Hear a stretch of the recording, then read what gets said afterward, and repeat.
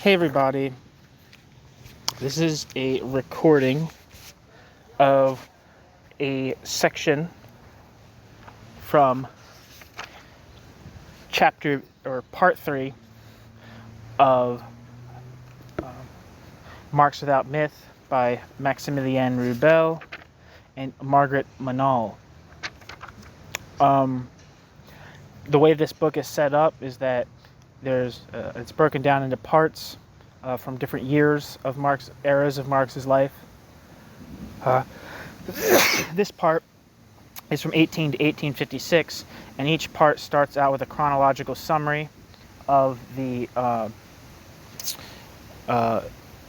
context of those years. So it's not about Marx's life proper, it's about the world events that were happening in the years discussed in that section. So that's what this is. Let me begin. Europe. First section, Europe. And again, this is 1850 to 1856. I feel like that introduction I just gave was kind of meandering, but you get the idea. Europe. 1850. Restoration of the empire proves to be the goal of Louis Napoleon, who now begins to consolidate his power, first by limiting the freedom of the press, then under the pretext of saving the republic, he carries out a coup d'etat with the aid of the military, dissolves both the Council of State and the National Assembly. He orders the arrest of all leading Republicans and Liberal members of Parliament. After holding a so-called popular plebiscite, he assumes a 10-year mandate as president, fortified with quasi-monarchical powers. 1852. Early in the year, Louis Napoleon promulgates a new constitution. On the anniversary of the first coup, he stages a second and thereupon assumes the throne of France as Napoleon III. Also 1852. In France, the brothers Isaac and Jacob Emile Pereire established the joint stock company Crédit Mobilier and Crédit Foncier. Also 1852, a tariff union is set up between the German Länder and Russia. Eller and is L A with an umlaut on top of it, NDER. 1852. Also, throughout Germany, a post on telegraph union is instituted. Austria agrees to participate in the German tariff union for a period of 12 years. Between 1850 and 1852, reactionism also makes itself felt in Germany as Prussia is forced to abandon the Erfurt Union, a nationalist endeavor established together with the smaller German states and to rejoin the old Bund under Austria's domination. The Habsburgs are able to profit from two diplomatic humiliations suffered by Prussia. The first, known as the, quote, humiliation of Olmütz, is provoked by a popular uprising in Prussia's neighbor state of Hesse against despotic rule. Prussia intervenes on behalf of the Hessians, but Austria moves to check this aid. After an armed encounter with the Austrians, Prussia is forced to retreat. The Treaty of Olmütz obliges her to withdraw her troops from Hesse and annul the existing convention with the smaller German states in view of a new German union. Furthermore, Prussia agrees to renounce all claims to Schleswig-Holstein, a territory which the Danes also wish to annex, and suffers a second humiliation as Austria decides to give this land to Denmark. The Bund is convened with all its old participants. Appearing for Prussia is Otto von Bismarck. In 1852, in London, a treaty is signed, the London Protocol, by the five great powers and Sweden and Denmark, fixing the territorial limits of the Danish state and the order of royal succession. Also in 1852, Metternich reappears in Austria's internal politics. He suspends ministerial responsibility and abolishes the right to trial by jury. 1853. Reactionism now manifests itself in Italy, where popular liberalism is suppressed. Mazzini incites an unsuccessful rebellion in Milan. In Rome, a revolutionary plot is unearthed, and 150 conspirators are arrested. New section, the Crimean War. I guess this is also 1853. Under the pretext of protecting the Sultan's Orthodox Christian subjects, Tsar Nicholas I attempts to realize Russia's traditional plans of conquest in the Balkans. He threatens Turkey, demanding the protectorate over all Greek Christians in the Turkish Empire. English and Austrian attempts at mediation fail. Russia occupies the Danube principalities of Moldavia and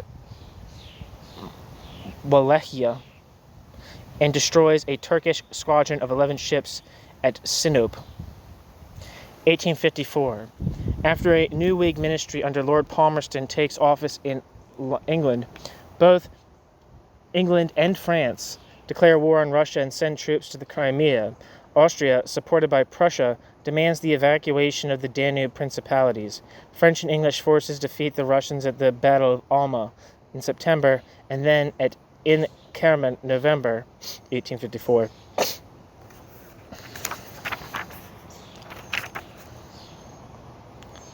While the outcome of their siege of Sebastopol, the Russian naval base on the Crimea remains undecided. Diplomatic considerations induce Austria to sign a defensive alliance with France and England, December 1854, and to call a peace conference at Vienna.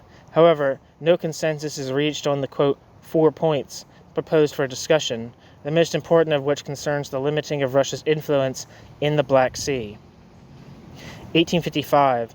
Joined by Sardinia and Piedmont, the Allied troops now renew the attack on Sebastopol. The son of Nicholas I, Alexander II, assumes the Russian throne and continues to pursue his father's policy in the Crimea. Despite large losses caused by cholera and privation, the besiegers finally take Sebastopol in September and thus decide the outcome of the war in their favor. An English stronghold at Kars is subsequently captured by the Russians in November 1855. In 1856, peace negotiations are held in Paris. According to the provisions of the Treaty of Paris, Sebastopol is returned to the Russians, Kars to the Sultan, the Danube and Black Sea are open to world commerce. Russia is denied a special protectorate over Greek Christians in Turkey, and certain moot points in international law are settled. This diplomatic event marks Austria's decline as a dominant European power and reveals for the first time the rising stars of diplomacy, Prussia's Bismarck and Sardinia's Count Camillo de Cavour. New section, the Americas, 1850. The Compromise Act settles the question of whether California should be admitted to the Union as a slave or free state. A majority is gained for the admission of California as a free state, and the Fugitive Slave Bill is passed. Henceforth, Southern slave owners have the right to demand the return of slaves escaped to the North and prosecute those aiding them in their flight. 1854. The slavery question in the as-yet unopened territories of the Middle West is decided by the Kansas-Nebraska Bill, which permits the residents of each area to vote on the issue. New section, the Far East. In 1850, the Taiping Rebellion begins in the south of China. A group of peasants, the Taipings, opposed to opium and in favor of land redistribution, equality of the sexes, and the return to, quote, old virtues, revolt against the rich landlords in the presence of Christian missionaries. 1851. Hoping to extend their commercial influence in Burma, British merchants call for protection from the Royal Navy against presumed aggression on the part of the natives. 1852. The capital of Rangoon is captured and the whole of the province of Pegu annexed. 1852. The Taipings gain territory and attack the provinces of central China. With the seizure of Nanking, which becomes their capital, they represent a formidable opposition to the imperial Manchu dynasty. 1854. Their march is stopped by the emperor's troops, but they nevertheless succeed in extending control over a wide territory along the Yangtze River. 1856. The Persians attempt to seize the Principality of Herat, the object of dispute between Afghanistan and Persia. The British use this move as a pretext for intervention, and the Anglo-Persian War erupts. 1856. After suffering severe losses, Persia renounces her claims to Herat, and the territory is returned to Afghanistan. March 1857. 1856. The Second Opium War breaks out over the issue of a small Chinese-owned and manned vessel, the Lorcha, quote, Arrow, which harbored 2 sea pirates. British demands about the settlement of the affair are refused by the Cantonese, whereupon the British take reprisals against Canton and against Chinese junks on the waterways. New section, Scientific and Technological Progress. 1850, the first transatlantic underwater electric cable is laid from Calais to Dover. 1854, Marcellin Berthelot establishes principles of thermochemistry. 1856, the Englishman Sir Henry Bessemer invents a new method of preparing steel. 1856, fossils are found in the Neanderthal, a valley in Germany, which are identified as the bones of a Paleolithic or early Stone Age man. New section, important works published. Robert Owen, The Revolution in the Mind and Practice of the Human Race, read by Marx. William H. Prescott, History of the Conquest of Mexico, read by Marx. Wilhelm Wachsmuth, Allgemeine Kulturgeschichte, read by Marx. Frédéric Bastiat, Harmonie économique, read by Marx. 1851, Harriet Beecher Stowe, Uncle Tom's Cabin. 1851 to 1854, Auguste Comte, Système des politiques positives. Pierre-Joseph Proudhon, Idée générale de la révolution au 19th century. That translated, I don't know how to translate that, but it's something, the general idea of revolution in the 19th century is probably what it translates to. Marx read that. 1852, George Campbell, Modern India, read by Marx. 1852 to 1857, Herbert Spencer, Principles of Psychology, not read by Marx. 1854, Georg Maurer, Einleitung zur Geschichte der Mark, Hof, Dorf und Stadtverfassung, read by Marx. 1856, Ludwig Lange, Römische Altertümer, read by Marx. Ludwig Miroslavsky, Histoire de la Commune Polonaise, in the